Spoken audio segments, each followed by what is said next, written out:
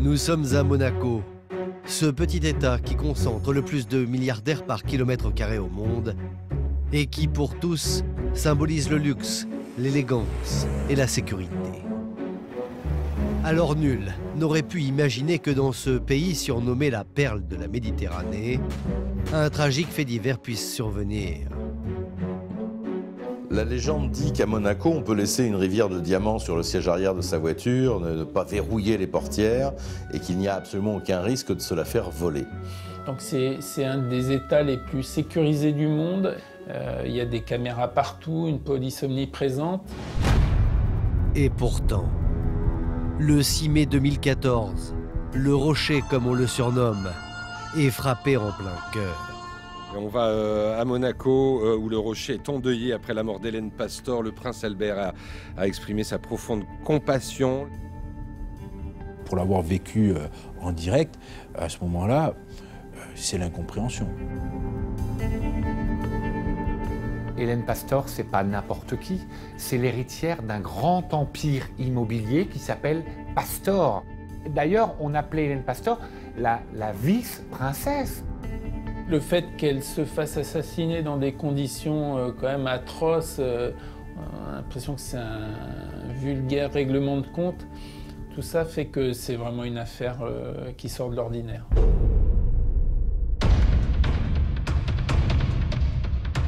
Là, on est au cœur de l'horreur. Non seulement on tue Hélène Pastor, on tue le chauffeur aussi, qui n'a rien à voir dans tout ça. À Monaco, c'est une affaire d'État, le décès d'Hélène Pastor. Il faut tuer la veille, il faut me trouver les gens pour tuer la veille. Le fric est au rendez-vous du crime. 500 000 €, un demi-million d'euros, c'est Dallas.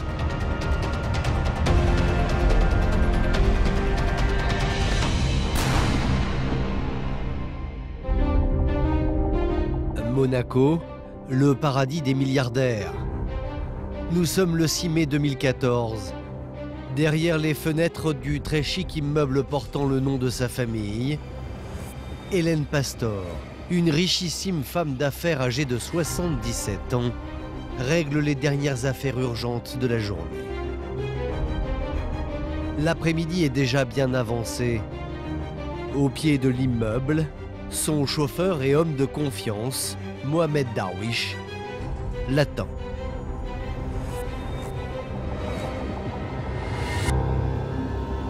Mon père, il travaille à peu près depuis 15-16 ans chez Madame Pastor. Et c'est quelqu'un, je crois, qui a toute la confiance d'Hélène Pastor, qui est à la fois son cuisinier, son majordome, son chauffeur, peut-être même son confident. En ce 6 mai 2014, Mohamed Darwish, le majordome, qui connaît parfaitement les habitudes de sa patronne, sait exactement où il doit la conduire. Car depuis 5 mois, tous les jours à la même heure, Hélène Pastor et son chauffeur quittent Monaco pour se rendre à une vingtaine de kilomètres de là. Ici, à l'hôpital Larcher de Nice, où est hospitalisé Gildo, le fils de Madame Pastor. Il a 47 ans et il vient de subir un grave accident vasculaire. Elle venait tous les jours. C'était son habitude et voilà. Moi, je ne pouvais pas parler et j'étais allongé. Il faut vous dire que je marchais pratiquement pas, je parlais pas très bien du moins, mais elle venait me voir tous les jours, 1 heure. Ce 6 mai, il est 19 h lorsqu'Hélène Pastor s'apprête à prendre congé de son fils. À cet instant, ni l'un ni l'autre ne se doutent qu'à l'extérieur, 2 hommes viennent de prendre position sur le parking de l'hôpital. Le compte à rebours vient de commencer. Dans quelques secondes, le monospace noir va être la cible d'une terrible attaque à main armée. Et à l'instant où il sort du parking et qu'il tourne à droite pour emprunter la route, une personne surgit et tire avec un fusil de chasse. Alors 2 coups de feu. Le premier en direction d'Hélène Pastor. Et le second va rentrer en partie le canon dans la voiture pour tirer sur M. Darwish. La riche héritière et son chauffeur viennent de tomber sous les balles d'un commando. À quelques dizaines de mètres de là, cloué sur son lit, Gildo, le fils d'Hélène, comprend très vite que quelque chose de grave vient de se produire. Je sens une sorte de panique, je comprends pas ce qui se passe. Et puis un garde, enfin un homme de la police se met en travers de ma porte et bloque l'accès. Et puis j'appelle la directrice et elle me dit le chauffeur de votre mère et votre mère ont été touchés. Je suis hyper inquiet. Mon épouse vient me voir et elle me dit j'ai parlé avec la directrice et il faut que tu t'en ailles. Le personnel de l'hôpital est sur les dents. Gildo n'est pas n'importe qui.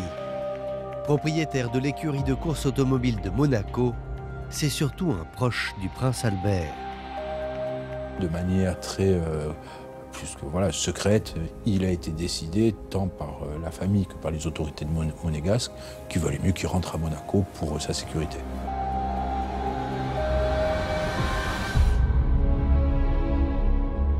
Quant à Hélène Pastor et Mohamed Darwish, ils sont immédiatement transférés au service de réanimation d'un autre hôpital niçois. Leur pronostic vital est gravement engagé. Et pour des raisons de sécurité, Hélène Pastor sera admise sous un faux nom. Sur les lieux de la fusillade, moins d'une demi-heure après la tragédie, la scène de crime est gelée.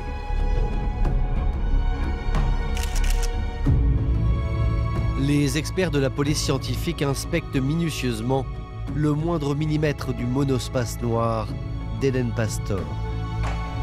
C'est une affaire très délicate. Le ministère de l'Intérieur est au courant très rapidement et les policiers vont prendre toutes les précautions sur la scène de crime. Grâce aux impacts de balles, les experts en balistique déterminent que l'arme du crime est un fusil à canon scié comme celui-ci. Une arme qui ne ressemble pas à celle utilisée par le grand banditisme. C'est une arme de chasse en fait qui est utilisée. Généralement, les règlements de compte à Nice, c'est du 11-43. Là, c'est de la chevrotine. C'est un peu curieux.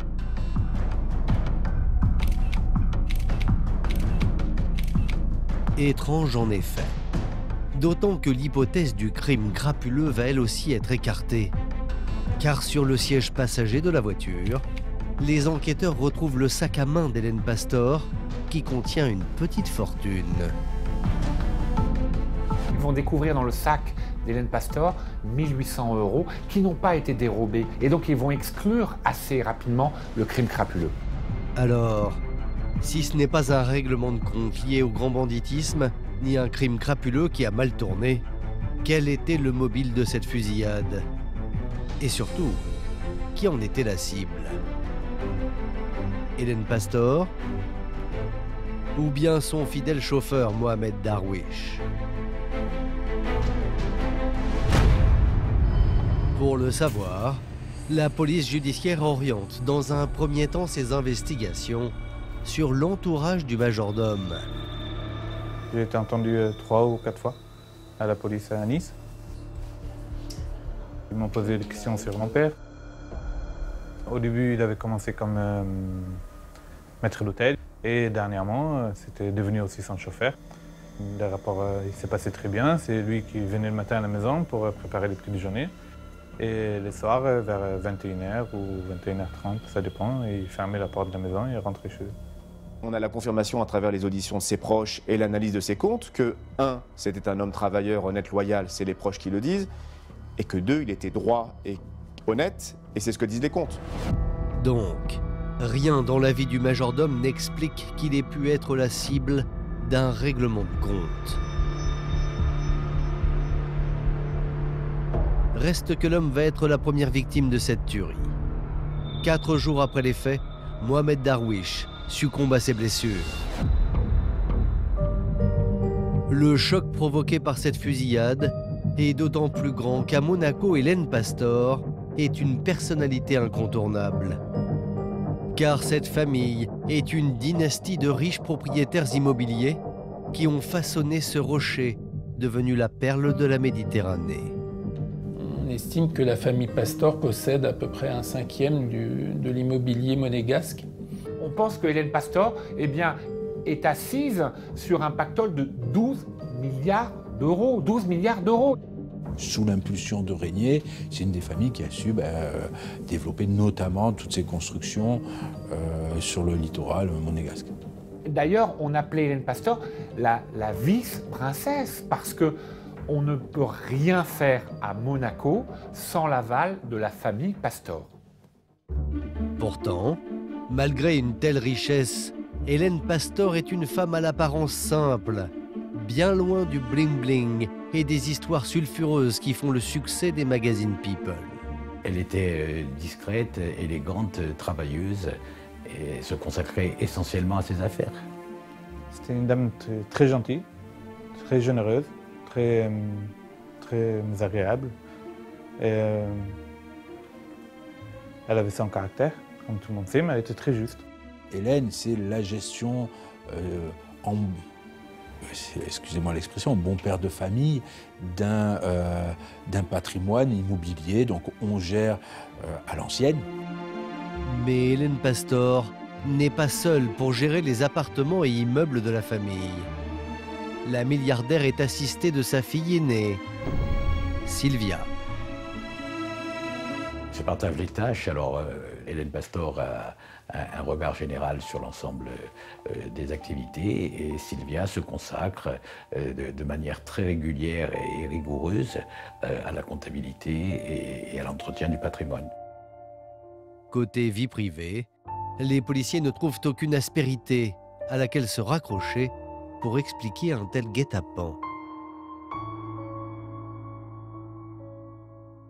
On sait simplement qu'elle a eu 2 maris avec qui elle a divorcé et avec chacun de ces maris, elle a eu un enfant, Sylvia d'abord et Gildo ensuite. Sans vouloir parler pour le compte du peuple monégasque, mais donc pour l'avoir vécu en direct, à ce moment-là, c'est l'incompréhension. À Monaco, tout le monde se demande bien qui a pu oser s'attaquer à l'une des femmes les plus riches du Rocher. Seule Hélène Pastor connaît peut-être le nom de son meurtrier.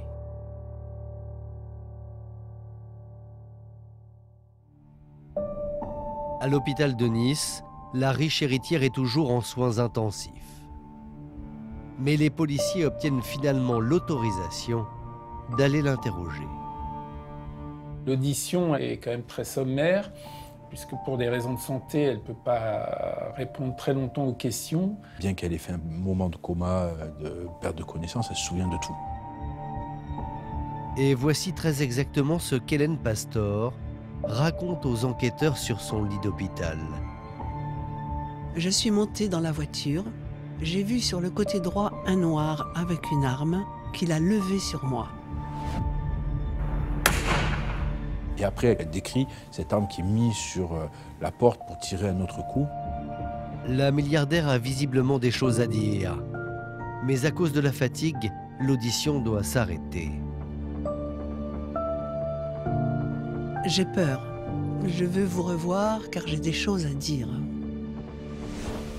En réalité, ce seront les derniers mots de l'audition d'Hélène Pastor. Car la riche héritière va perdre connaissance sans avoir trouvé la force de désigner son assassin. Elle ne se réveillera jamais.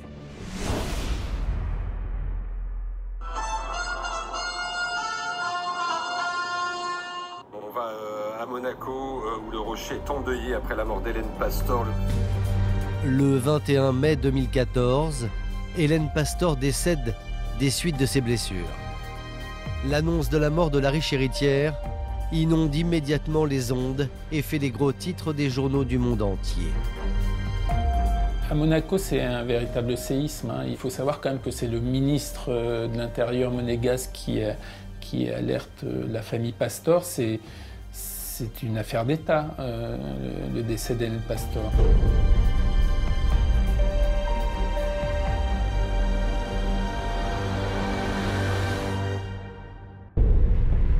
Avec la mort d'Hélène Pastor et de son majordome, c'est toute la police de Nice qui est mobilisée. Il faut vite retrouver les meurtriers. Des moyens colossaux sont déployés, dignes d'une chasse aux terroristes. Pourtant, personne n'imagine que ce sont des amateurs qui ont manigancé le double assassinat. Très rapidement, les policiers vont avoir la preuve qu'il ne s'agit pas d'un contrat avec des tueurs à gages hyper professionnels, mais d'un crime commis par des pieds nickelés. C'est l'exploitation des caméras de surveillance du parking de l'hôpital qui leur offre une première surprise.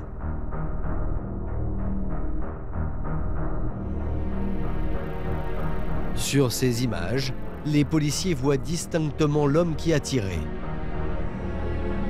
Et ce n'est pas tout. Il y a un deuxième homme, un peu plus loin, coiffé d'une casquette rouge, vraisemblablement chargé de faire le guet. Ils agissent pratiquement à visage découvert. Et donc ça va permettre de faciliter en partie le tracé, notamment par l'exploitation de toutes les vidéosurveillances. L'étude approfondie des bandes de vidéosurveillance de l'hôpital va fournir aux hommes de la PJ une autre surprise de taille. Ils vont voir à 18h34 un taxi déposer un premier personnage qui arrive avec une casquette rouge. Et puis 13 minutes plus tard, un individu tout de noir vêtu arrive avec un autre taxi. Deux malfaiteurs armés qui arrivent en taxi. C'est du jamais vu dans une enquête de police. Dans le grand banditisme, quand on veut faire ce genre de choses, on vole une voiture, on vole une moto, et après on la brûle. Bon, on connaît là qu'ils vont y aller en taxi. Cet amateurisme est une aubaine pour les enquêteurs qui se procurent auprès de la centrale de taxi les deux numéros de portable qui ont servi à commander les voitures. Et c'est ainsi, grâce au bornage des téléphones, que les hommes de la PJ vont reconstituer minute par minute l'itinéraire du commando le jour du meurtre.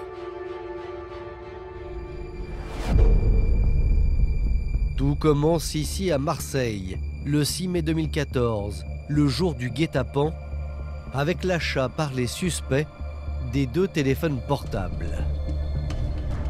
Dans cette boutique. Les deux téléphones sont activés sur la Canebière, donc toujours à Marseille, 12h12, 12h18. On va les voir progresser jusqu'à la gare Saint-Charles.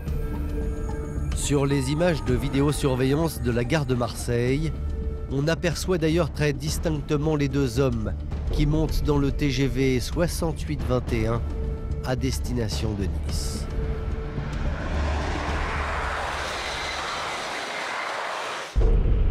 À leur arrivée, les suspects sont à nouveau repérés à 15h39 par les caméras de vidéosurveillance de la gare. Une demi-heure plus tard, c'est une fois encore leur téléphone qui les trahissent. Ils activent un relais implanté à quelques mètres de cet hôtel. Ils vont aller prendre une chambre. Ils vont rester à l'hôtel, prendre une douche. C'est une des choses où on n'a pas eu vraiment d'explication. Certains pourraient dire avant de passer à l'acte, il fallait prendre une bonne douche de manière humoristique, mais c'est vrai que avec un peu de cynisme. 50 minutes avant l'attaque à main armée, comme on le voit ici, l'homme à la casquette rouge, le guetteur, part le premier de l'hôtel en taxi. Il est alors 18h18. Puis, 7 minutes plus tard, c'est au tour du tueur de quitter l'hôtel et de prendre lui aussi un taxi pour se rendre à l'hôpital. Et la suite, les policiers la connaissent. À 19h, les deux hommes sont en place. À 19h05, Hélène Pastor descend pour prendre sa voiture. Et vers 19h10, le tueur va tirer à 2 reprises, une fois sur Hélène Pastor, une fois sur Mohamed Darwish. Grâce à la téléphonie et aux caméras de vidéosurveillance, l'enquête sur les meurtres d'Hélène Pastor et de Mohamed Darwish vient de faire un bond spectaculaire. Il ne reste plus aux policiers qu'à mettre un nom sur le visage de ces deux hommes, coupables du double assassinat. Et là encore, ça ne va pas être très difficile. Quand les policiers s'aperçoivent que les suspects ont réservé une chambre d'hôtel tout près de la gare de Nice, ils se dépêchent d'aller évidemment perquisitionner et là, ils ont une chance incroyable. Ils vont découvrir un flacon de gel douche dans une des 2 chambres et sur ce flacon de gel douche, il y a de l'ADN. Et bingo, ça match dans les fichiers avec un homme qui est connu et qui habite Marseille. Cet homme, c'est Saïd Ahmed, un Marseillais de 24 ans déjà condamné par le passé pour trafic de stupéfiants. Les enquêteurs connaissent désormais le nom de celui qui a tiré sur Hélène Pastor et Mohamed Darwish. Reste à savoir qui est son complice, l'homme à la casquette rouge, celui qui était chargé de faire le guet au moment de la tuerie. Les policiers vont identifier le deuxième individu parce qu'il continue à utiliser son téléphone portable, celui qui était dédié normalement à son crime. Il s'appelle Hamadi, il a 31 ans et il est connu aussi des services de police. Le guetteur à gauche et le tireur du parking de l'hôpital à droite sont désormais identifiés. Mais quel peut être le lien entre ces 2 petits délinquants des cités marseillaises et Hélène Pastor, la milliardaire monégasque? La réponse ne va pas tarder à arriver. Les policiers avaient l'image, ils vont maintenant avoir le son parce qu'ils vont placer ces 2 hommes sous écoute. Et le moins qu'on puisse dire, c'est qu'ils sont très très bavards. Et là, ils vont intercepter, notamment avec Hamadi, un certain nombre de conversations où presque à chaque fois on parle du blanc. Le blanc, c'est lui qui a l'argent, c'est lui qui décide. On a un peu l'impression que le blanc, c'est le chef d'orchestre, en tout cas que ce serait le commanditaire. De fil en aiguille, grâce à la téléphonie et aux filatures, les policiers identifient ceux qui semblent être en contact avec le guetteur et le tireur. Et notamment celui que l'on surnomme le Blanc, alias Pascal Doriac, 46 ans. Et chose incroyable, c'est un proche de la famille Pastor. Doriac, c'est un coach sportif, c'est un garçon qui a l'air plutôt équilibré, sain, qui a une clientèle plutôt aisée sur Monaco.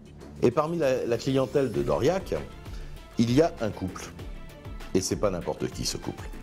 Lui, c'est Janevski. Elle, c'est Sylvia Pastor, la fille d'Hélène Pastor. Dès lors, l'affaire Pastor, que tout le monde voyait comme un sordide fait divers, bascule vers une tragédie intrafamiliale. Et tous les regards se concentrent maintenant sur le gendre de la riche héritière, Wojciech Janowski, le compagnon de la fille d'Hélène Pastor. L'homme a 65 ans, il est polonais. À Monaco, il est d'ailleurs consul honoraire de son pays. Au-delà de ce titre prestigieux, Janowski est surtout à la tête de la 5e raffinerie de pétrole polonaise. Janowski, il a une trajectoire quand même assez incroyable puisqu'il quitte la Pologne très jeune et il débarque à Londres avec 100 livres sterling.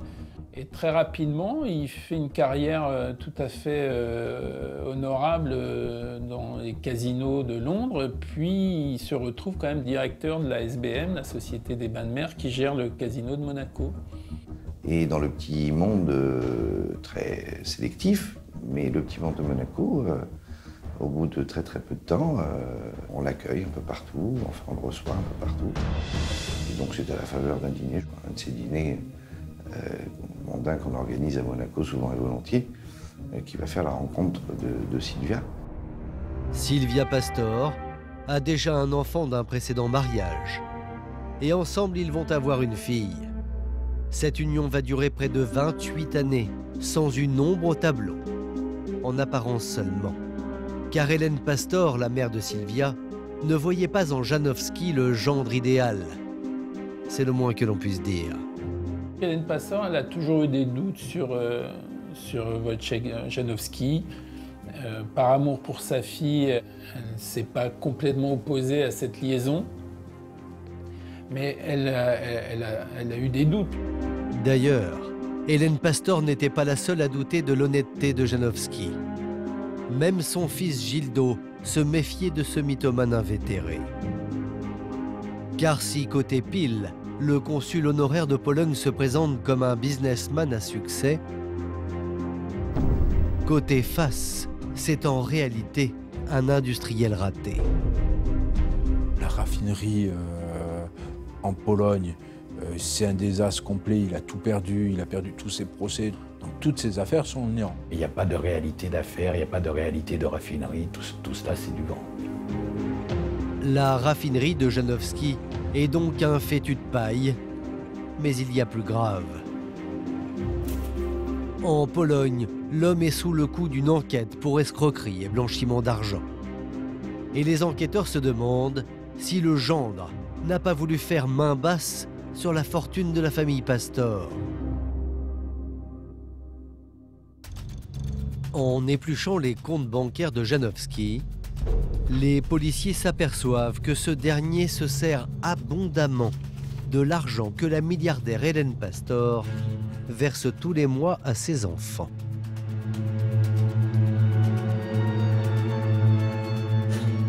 Elle est tellement riche, cette femme, qu'elle donne à ses enfants, par mois, de l'argent de poche à hauteur de 500 000 euros.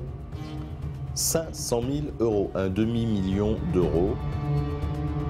C'est un don mensuel que cette riche mère fait à son fils et à sa fille, et libre à eux d'en disposer comme ils le souhaitent. Sur les 500 000 euros que verse chaque mois Hélène Pastor à sa fille, la majeure partie de cet argent est siphonnée par Janowski. Janowski a pris la main sur la comptabilité de la famille. C'est lui qui s'occupe des comptes. Il y a quelques exemples qui sont significatifs. C'est qu'il achète un yacht pour la famille et il fait croire à Sylvia que le yacht coûte 4 millions d'euros alors qu'en réalité, il n'en coûte que 3. Il fait croire à Sylvia que les études des enfants coûtent 500 000 euros. En réalité, c'était 150 000. Il a quand même détourné en 18 mois 7,5 millions d'euros. Cela ne fait plus de doute. Janowski est un escroc. Mais l'escroc se doublerait-il d'un assassin? Les policiers vont amasser d'autres éléments qui accablent un peu plus le gendre. Car 3 mois avant la mort d'Hélène Pastor, les comptes bancaires de Janowski affichent plusieurs centaines de milliers d'euros de retrait, tout en liquide. Février, 77 000 euros. Mars, 74 000 euros. Et avril, 97 000 euros. Le tout en espèces, en cash. Les enquêteurs acquièrent la conviction que cette somme d'argent, plus de 200 000 euros, est le prix du contrat payé par Janowski pour faire assassiner sa belle-mère. Et que son complice dans cette entreprise criminelle n'est autre que son coach sportif, Pascal Doriac. L'analyse des relevés téléphoniques des deux hommes révèle des échanges au moment clé de cette affaire. Au moment de l'assassinat, il y a des textos qui sont échangés, des appels. Au moment du décès de Hélène Pastor, il a à peine sorti de la chambre d'hôpital, il envoie un SMS à Doriac. On ne sait pas ce qui se raconte, mais la chronologie est pour le moins troublante. De l'argent détourné, des retraits en liquide, des contacts téléphoniques suspects, autant d'éléments qui mis bout à bout semblent confirmer que Janowski pourrait bien n'avoir commandité le double assassinat.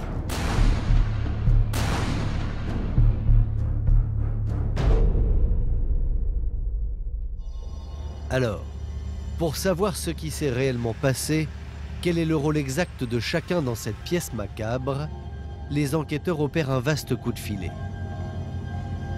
Le 23 juin 2014, 6 semaines seulement après la fusillade, tous les suspects de l'affaire et leurs compagnes sont interpellés en même temps et placés en garde à vue à la caserne Ovard de Nice.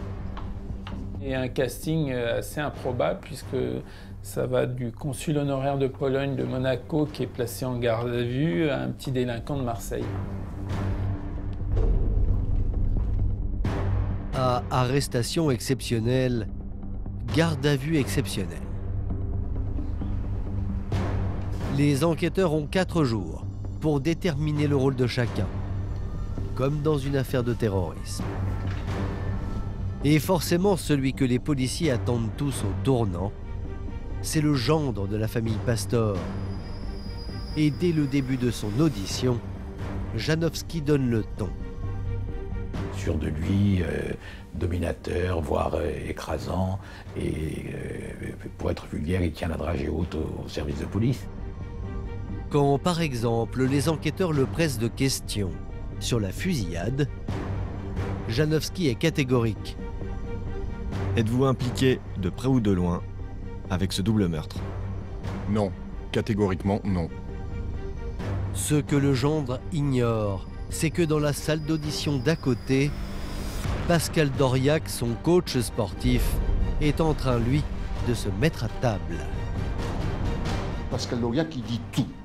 Il dit tout sans aucune réserve, sans aucune nuance. Il passe aux aveux, il dit qui a fait quoi. Et au coach sportif de se lancer dans une incroyable histoire.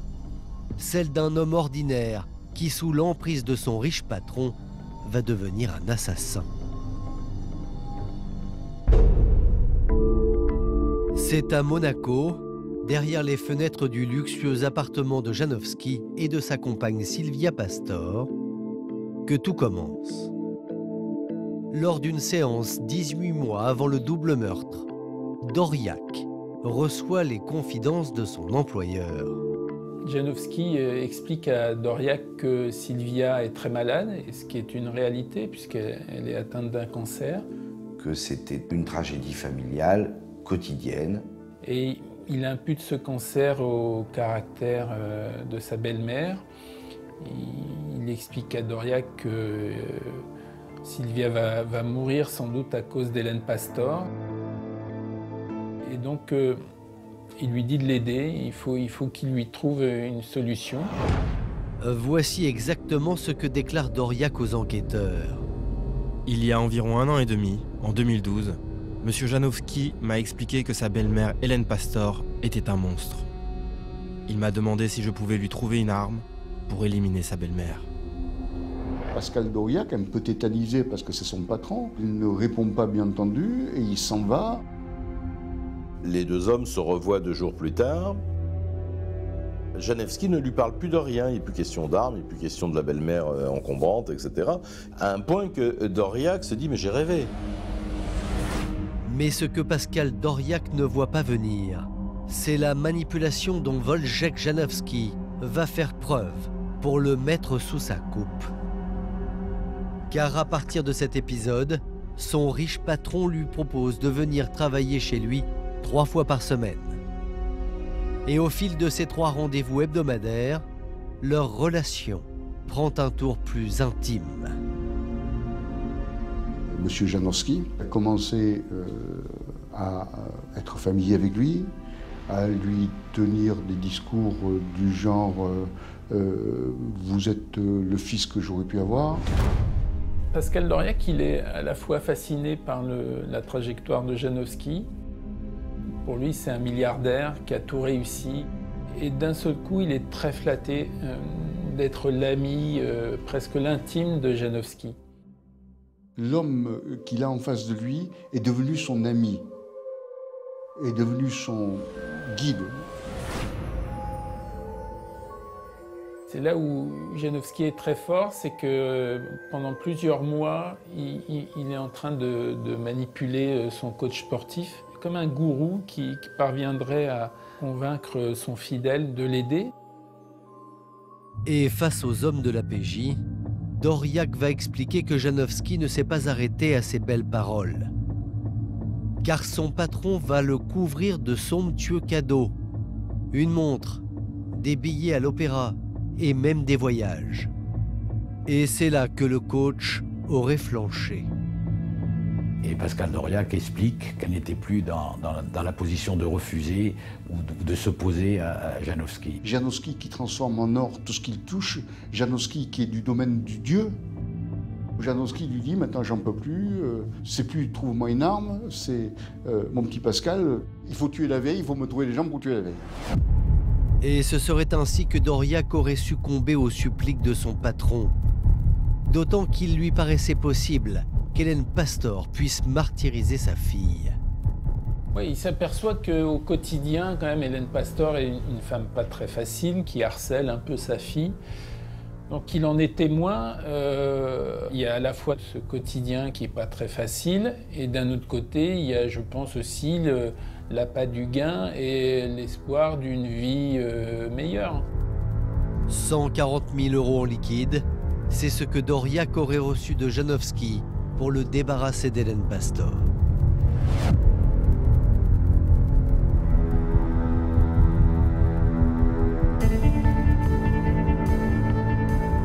Quelques semaines seulement avant le double assassinat, pour l'aider à trouver les membres du commando, Pascal Doriac aurait fait appel à son beau-frère, qui habite dans une cité marseillaise. Et c'est ainsi qu'Amadi, souvenez-vous l'homme à la casquette rouge, chargé de faire le guet devant l'hôpital, débarque dans cette histoire. Amadi le guetteur, il n'a plus un sou, il n'a plus d'argent, c'est pour ça qu'il va dire oui. Mais il a besoin d'un autre homme, la pièce principale, le tueur. Il va courir dans tout Marseille, il va aller dans la cité de la Joliette, et parmi les jeunes qui traînent, qui tiennent le mur, eh bien il va en trouver un. Il s'appelle Saïd Ahmed, le tireur qui va abattre Hélène Pastor et Mohamed Darwish.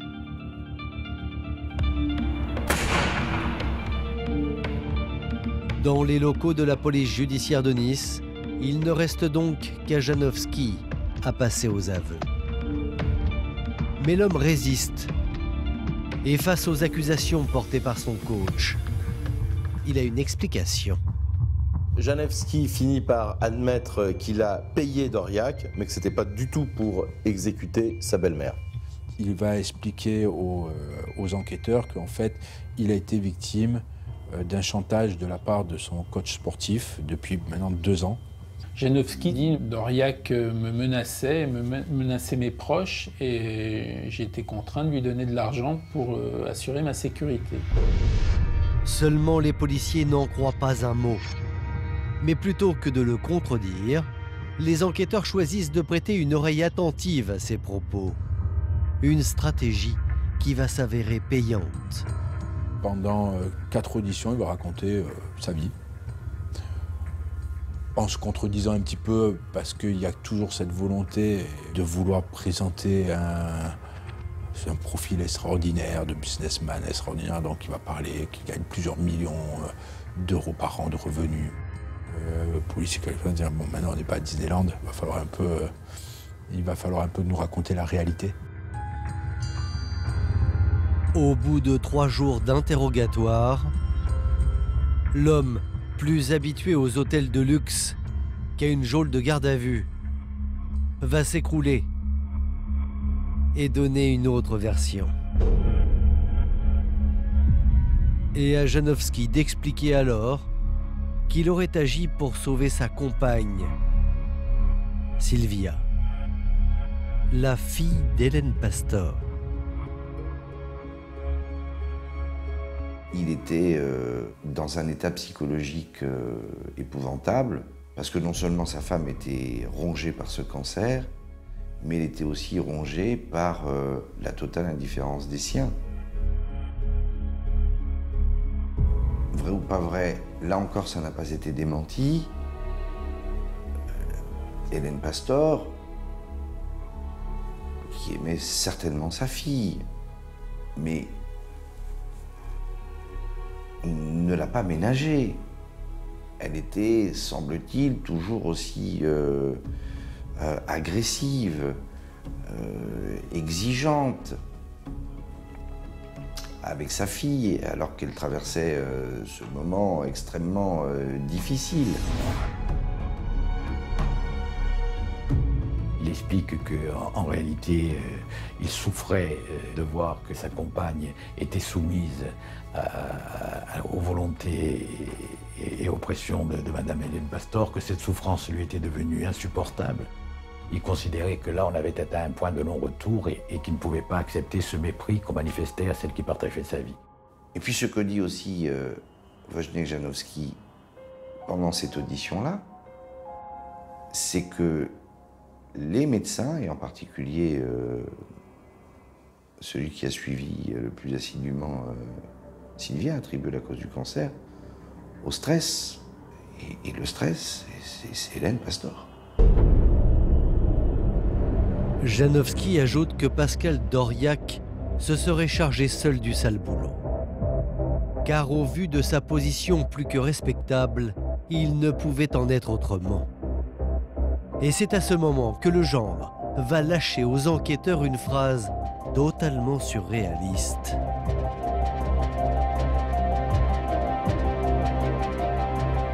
J'ai délégué et j'attendais le résultat.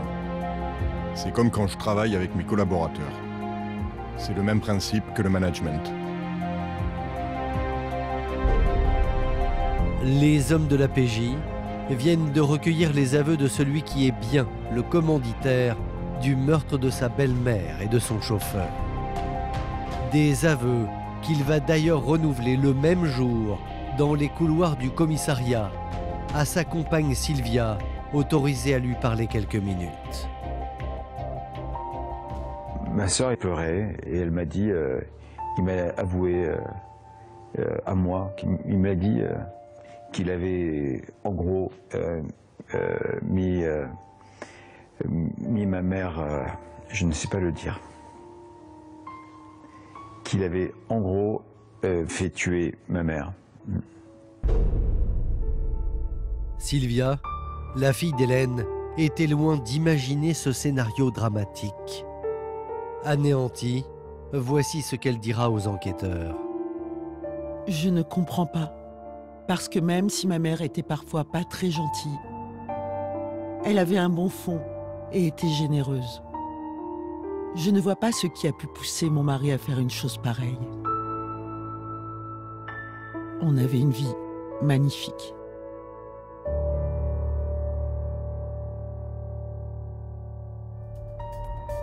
Pour les hommes de la PJ, ces aveux sonnent comme le dénouement d'une enquête hors norme.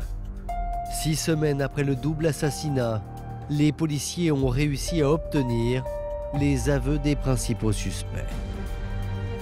À l'issue de ces gardes à vue, Janowski et d'Aurillac, ainsi que le tireur et le guetteur, sont mis en examen pour assassinat en bande organisée et écroués. Avec eux, 4 autres intermédiaires finissent eux aussi en prison. Dès le lendemain, ce nouvel épisode judiciaire défraie la chronique.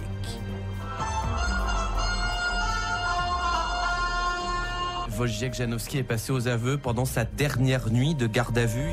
Et l'encre n'a pas fini de couler, car Janowski va surprendre tout le monde. En effet, après être passé aux aveux, le gendre se rétracte.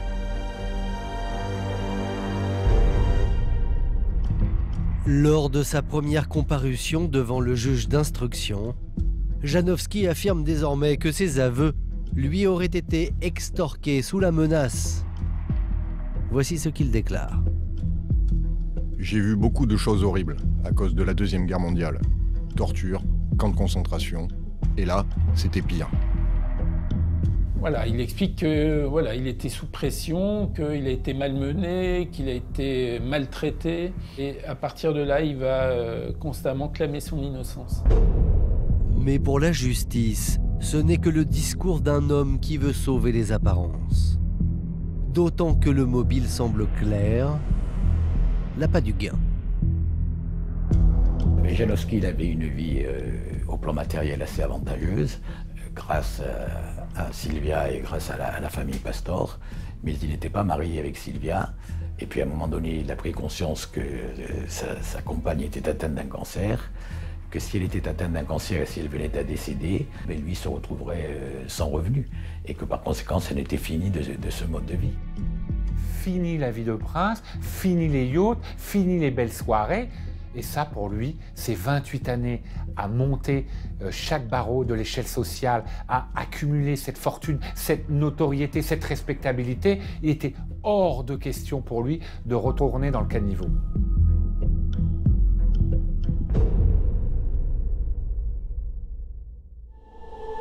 Le 17 septembre 2018, le procès très attendu du double assassinat d'Hélène Pastor et de Mohamed Darwish s'ouvre devant la cour d'assises des Bouches-du-Rhône.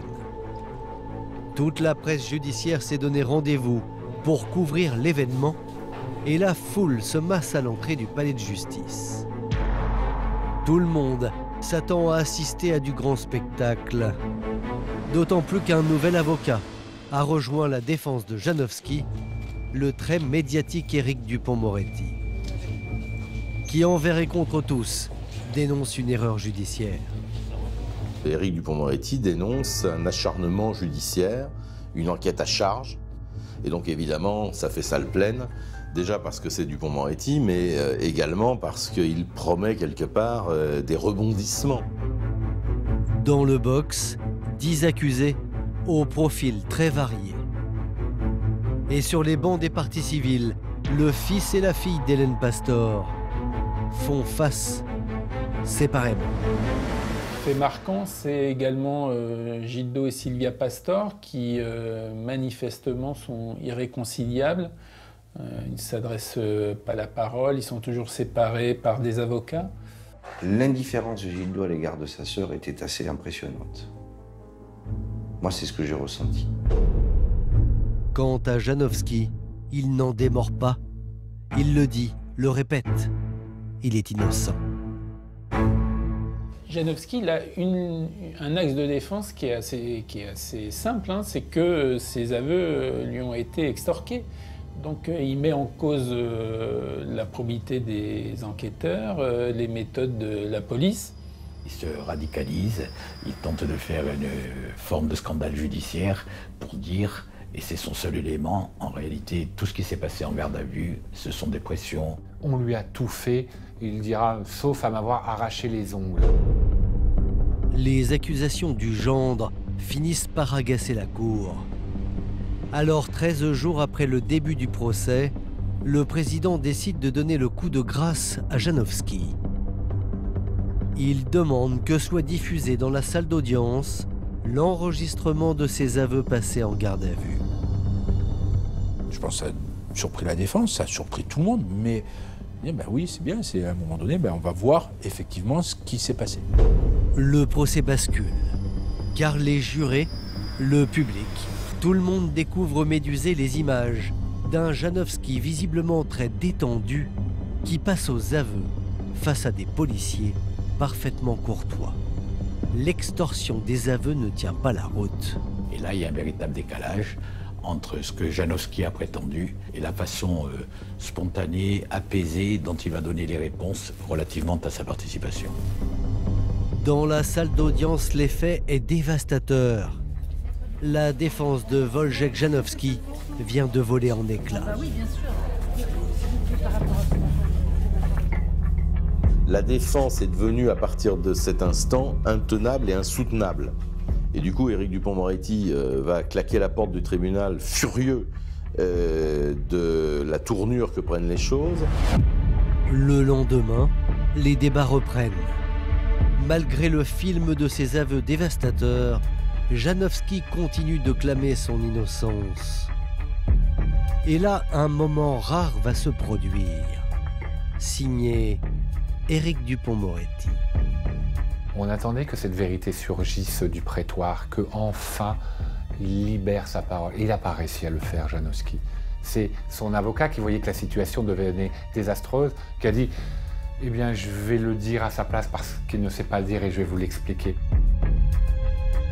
C'est-à-dire que c'est maître Éric Dupond-Moretti qui, au moment de sa plaidoirie, explique qu'effectivement, Wojciech Janowski a commandité le meurtre d'Hélène Pastor. En revanche, la défense nie catégoriquement l'implication de Janowski dans l'assassinat de Mohamed Darwish, le chauffeur. Le 17 octobre 2018, c'est le dernier jour. Les jurés ont délibéré, après 5 petites heures. Le coach sportif Pascal Dauriac est condamné à 30 ans de prison. Pour Hamadi le guetteur, pour Saïd Ahmed le tireur et pour Janowski le commanditaire, la Cour a choisi la prison à perpétuité. Maître Dupond-Moretti est sous le choc. La condamnation de Janowski pour l'assassinat de sa belle-mère, on s'y attendait, on l'avait même appelé de nos voeux. En revanche, la condamnation de Janowski pour Darwish est pour nous une condamnation au bénéfice du doute. Contre lui, il y avait les déclarations de Dauriac et rien d'autre. Absolument rien d'autre.